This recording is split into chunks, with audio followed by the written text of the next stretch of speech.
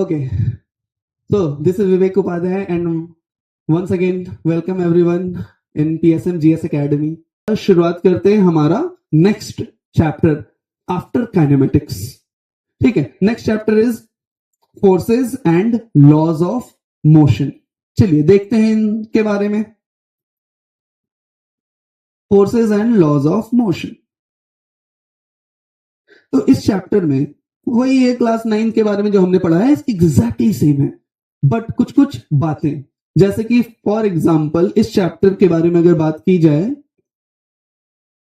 तो सबसे पहले हम क्या पढ़ाते हैं ना इस चैप्टर में, I teach about various things like सबसे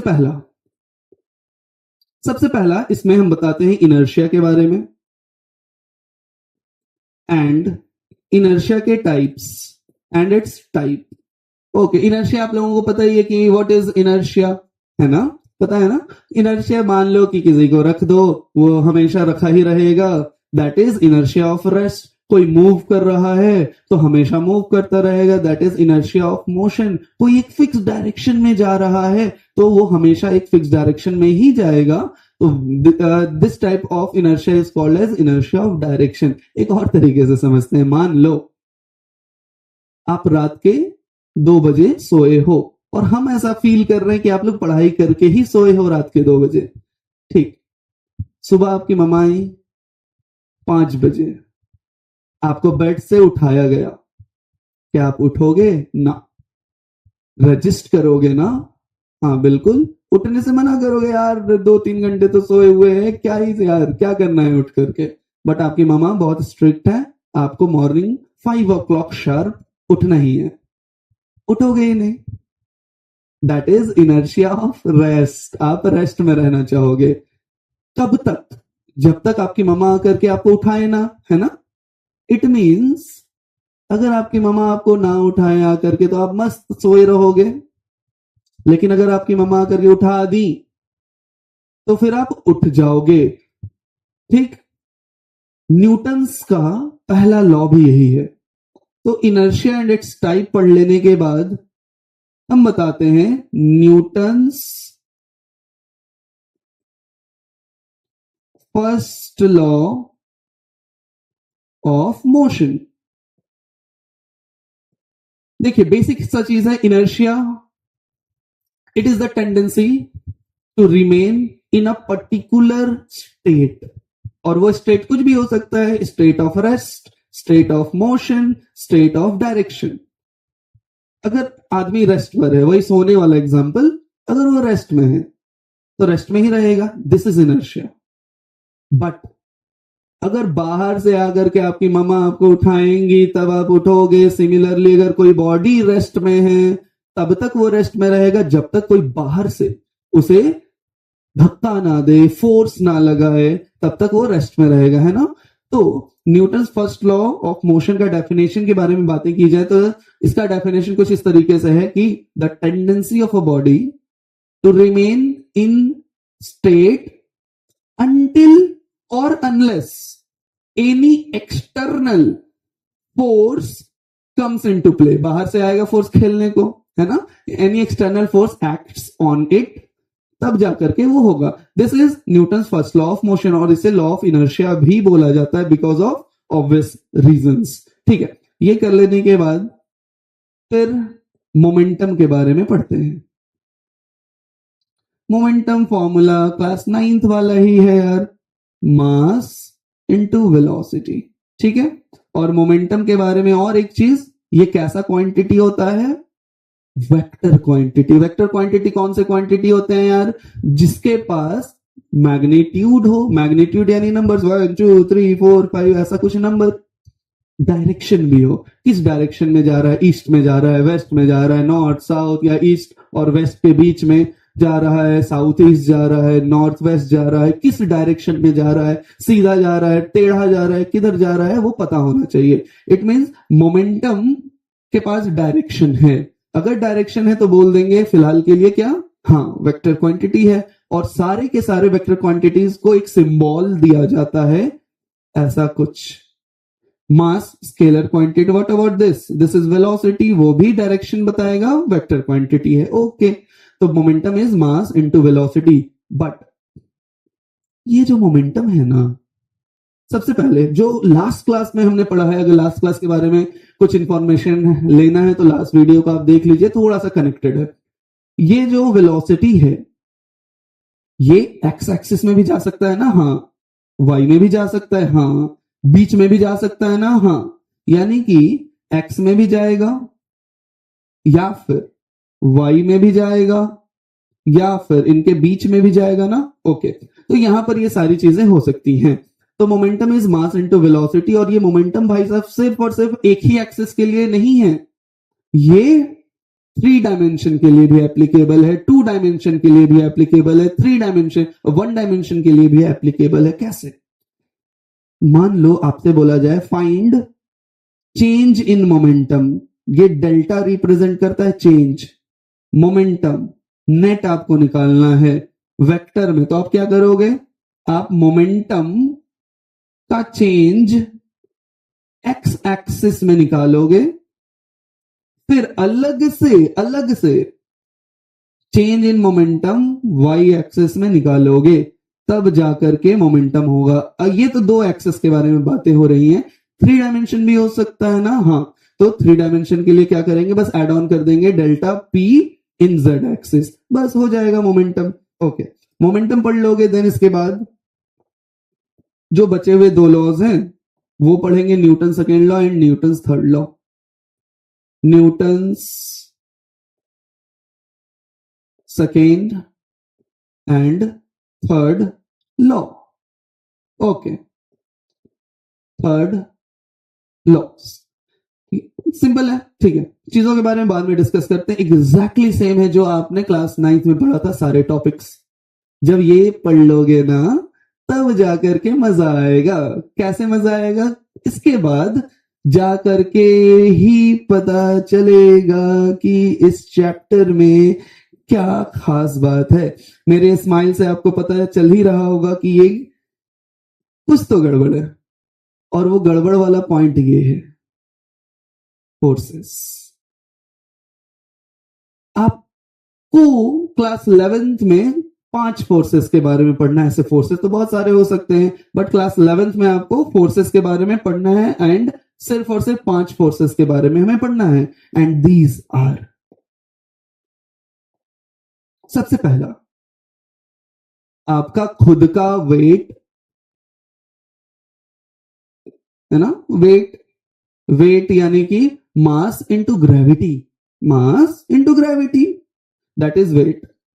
ठीक है, जब आपका खुद का वेट होगा देन एक रिएक्शन भी जनरेट होगा which is called as reactional force.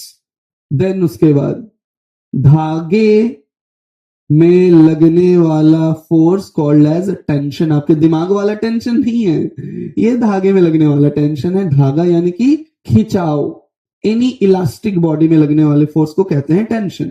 Tension हो जाएगा तो उसके बाद फिर आएगा फ्रिक्शन। फ्रिक्शन आप लोगों ने नाम सुना है ना, हाँ सुना होगा, फ्रिक्शन। ठीक, देन उसके बाद जब फ्रिक्शन हो जाएगा ना, then last one pseudo force. ठीक है, one by one briefly discuss करते हैं चीजों के बारे में। सबसे पहला वेट, आपका खुद का वेट यानी कि mg।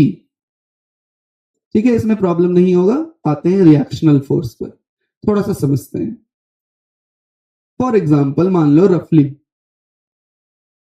जमीन मास, अगर यहां पर इस मास को एक फोर्स दे दिया जाए आगे के साइड 10 न्यूटन, लेकिन फिर भी ये भाई साहब रेस्ट पर है, क्या चांसेस है, क्यों होगा रेस्ट पर? आगे के साइड लगा 10 न्यूटन लेकिन फिर भी रेस्ट में है।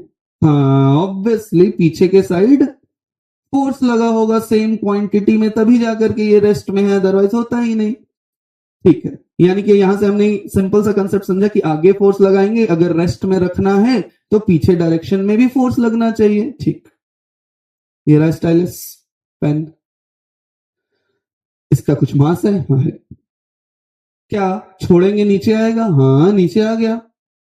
तो क्या मास है, नीचे आया ग्रेविटी के कारण। हाँ, यानी कि मास इनटू ग्रेविटी, इसका वेट हुआ ना। हाँ, अपने वेट के कारण नीचे आया। वेट यानी कि फोर्स, कुछ फोर्स से ये नीचे आ रहा है। अब देखना, ये आया यहां पर आकर के ऐसे रखा हुआ है, इसका वेट लगा नीचे, फोर्स लगा इस फिगर में आगे, ये रेस्ट में है ना। सिमिलरली ये भी रेस्ट में है। ओके, क्यों है? यहां पर तो क्लैरिटी है कि ऑपोजिट डायरेक्शन में फोर्स लगाएंगे तभी रेस्ट में है। यहां पर भी ऑपोजिट डायरेक्शन में मेरा ये हाथ फोर्स लगा रहा होगा ना। हाँ, तब जाकर के ये रेस्ट पर है। किस डायरेक्शन में? ये वेट नीचे की तरफ लगा। अगर इसे रेस्ट में रखना है तो मेरे हाथ ने ऊपर के साइड फोर्स लगाया होगा ना। हाँ, मेरे हाथ ने ऊपर के साइड लगाया फोर्स, तब जाकर के ये रेस्ट पर है। कितना लगाया? जितना इसका वेट होगा, जितना वेट उतने मेरे हाथ ने फोर्स लगाया, तब जाकर के रेस्ट पर है। तो मेरे हाथ ने जो फोर्स लगाया ऊपर के तरफ, इसे बोलते हैं रिएक्शनल फोर्स। Got it?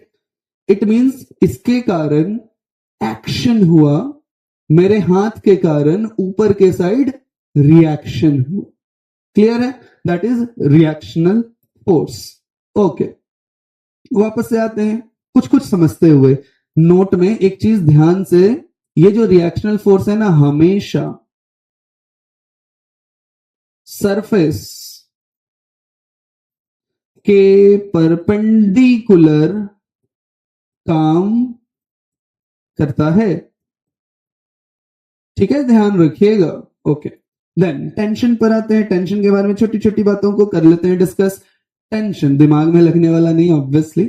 अब ये जो टेंशन है ना, ये टेंशन सिर्फ और सिर्फ इलास्टिक बॉडी के खिंचाव के कारण आता है। देखो यार, हिंदी लिखने के पीछे का कारण ये है, मदर टंग है। ठीक है, मदर टंग में आप जो पढ़ते हो वो सारी चीजें आपको तुरंत याद हो जाती हैं। You can easily grasp all the things. अगर हिंदी लिखने में आप लोगों को प्रॉब्लम है तो व्हाट्सएप लैंग्वेज यूज कर लो सेम जगह। ठीक है, तो इलास्टिक बॉडी में खिंचाओ, यानी कि फॉर एग्जाम्पल इस चैप्टर के अकॉर्डिंग धागे में खिंचाओ, वहां पर आएगा टेंशन। और खिंचाव है यानी कि फोर्स है। वैसी चीजों के बारे में यहां पर पढ़ेंगे। चल, moving to the next, physical quantity of force, and उसका नाम है फ्रिक्शन। फ्रिक्शन समझते हैं। वही फ्रिक्शन, एक सरफेस दूसरे सरफेस के ऊपर जो फ्रिक्शन लगाता है, वही डिटेल में यहां पर डिस्कस करने का कोई फायदा नहीं है हमारा। फ्रिक्शन ऊपर ऊपर आप सभी लोगों को पता है कि व्हाट फ्रिक्शन इज। लास्ट बात करते हैं सूडो के बारे में। सूडो फोर्स ना बहुत ही प्यारा फोर्स है। प्यारा फोर्स कुछ इस तरीके से है कि out of syllabus from NEET.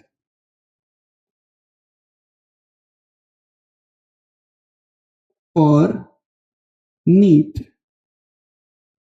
And boards, JEE में हाँ है। ठीक है, तो जेई पर्सपेक्टिव से है तो ये कुछ इंपॉर्टेंट है, बहुत इंपॉर्टेंट है। क्वेश्चंस इससे बहुत इंपॉर्टेंट आते हैं। बट होता क्या है ये भाई साहब, इसका मतलब ही है कुछ नहीं।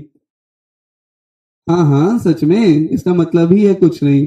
इसे बोला जाता है फॉल्स फोर्स। ये एक इंग्लिश वर्ड है जिसका मतलब होता है कुछ नहीं, मतलब फॉल्स फोर्स। अब फॉल्स फोर्स कैसे लगता है भाई साहब? तो फॉर एग्जाम्पल मान लो आप चेयर पर बैठे हो। ओके, पीछे से आपका कोई दोस्त आया, बेस्ट फ्रेंड, उसने आपके चेयर को ऐसे पकड़ करके खींच दिया अचानक से, ऐसे झटका दे करके। आप कहां जाओगे? नीचे गिरोगे ना। हाँ, नीचे गिर जाओगे बेचारे, चोट भी लगेगा। हाँ, तो होगा क्या? क्या आपको कोई धक्का दिया? नहीं, चेयर को खींचा ना। आपको तो नहीं धक्का दिया एक्चुअल में, बट आप गिर गए।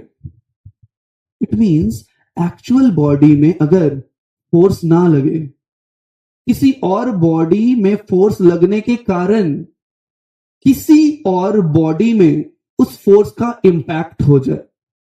रिपीट कर रहे हैं, सेम बॉडी में फोर्स ना लगे, किसी और बॉडी में फोर्स लगे, किसी और बॉडी में फोर्स लगने के कारण पहले बॉडी में उसका इंपैक्ट देखने को मिले।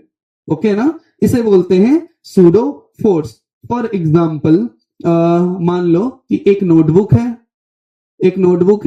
नोटबुक पर पेन रखा हुआ है, और इस नोटबुक को अगर नीचे से खींचा जाए तो क्या पेन नीचे गिर जाएगा ना? हाँ, ऐसे करके अगर खींचा जाए तो पेन नीचे गिर जाएगा। गिरा ना? इस पर तो फोर्स नहीं लगा, नोटबुक को पीछे के साइड खींचा गया तब जा करके, हाँ, नोटबुक को पीछे खींचेंगे तब ये पेन आगे के साइड गया। यहां से दो इंफॉर्मेशन मिलते हैं। फोर्स अगर दूसरे बॉडी पर इस डायरेक्शन में लगाओगे तो पेन पर फोर्स ऑपोजिट डायरेक्शन में लगेगा। एक्चुअल में फोर्स लगेगा क्या? नहीं। इसीलिए बोला गया सूडो फोर्स। ये 5 फोर्सेस हैं। अगर इन 5 फोर्सेस को अच्छे से समझ लिए, न्यूमेरिकल्स बहुत बेहतरीन तरीके से कर लिए, तो 5 फोर्सेस हैं, मुट्ठी बन गया, ताकत आ गया। और ये पढ़ना बहुत जरूरी है आपके पूरे सिलेबस के लिए। पूरा सिलेबस यानी कि 11th एंड 12th सभी के लिए ये बहुत ही ज्यादा इंपॉर्टेंट है, क्योंकि इससे रिलेटेड जो क्वेश्चंस आते हैं ना, वो हर जगह आते हैं। ठीक है, तो ध्यान रखिएगा ये चैप्टर। नेक्स्ट चैप्टर को will cover in the next video which is work for energy ना। Okay, thank you. Study hard और फोकस रख करके खुद को पढ़ाई करें। Okay, thank you.